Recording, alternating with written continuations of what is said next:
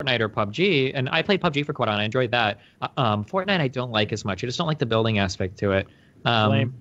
Yeah. Oh, well, I won't go as far as to say it's like objectively bad or lame or whatever. But like for me personally, I really don't like that aspect. Is it because of the skill set that it takes? Like I'm told in Fortnite it's really hard to be good because you have to have like all your PUBG skills and then combine that with the building skills simultaneously. And yeah, it's a different genre of game. It's interesting, but I prefer like PUBG to Fortnite like a million times over. And I really like PUBG, although I started to get a little burnt out after a few hundred hours in a game. But yeah. I don't play any of them, but the one that looks like it would appeal to me is Overwatch. I think what is it called? The one with it's like cartoony. There was a controversy. It's Overwatch. It's Blizzard's game. Yeah. Yeah. That one I like to watch.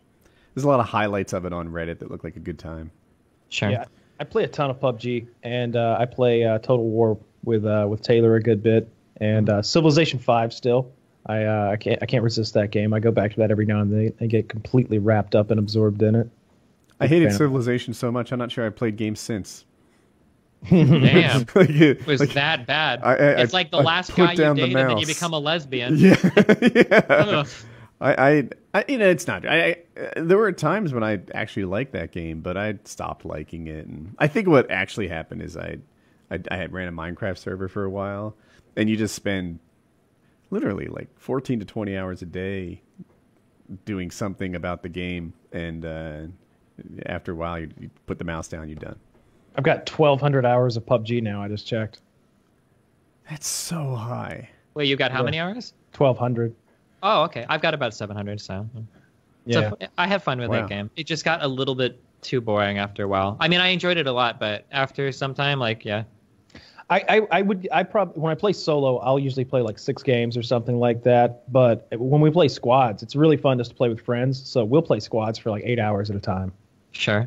I try to do I like to play for rank whenever I play a game. That's always like the funnest thing for me is doing ladder. But like I ran into this thing where it's like I would like go fucking if you play it tryhard, you play it smart, getting like top 10 finishes is really easy. Like most of it, if you're really playing to survive, you don't have to be a good shooter. You can hide for a lot of it and like drift your way to the top 10 pretty easily. But like I'll do that for a few games and like maybe on the ladder, there were times where I was like top 100 or whatever on the leaderboards. But then it's like, all right, I'm bored. It's time to school drop like 20 times in a row. And then I would get like top like 90 finishes like over and over again. Just like because you land a little later, somebody gets a shotgun and you get a pistol. I was like, fuck.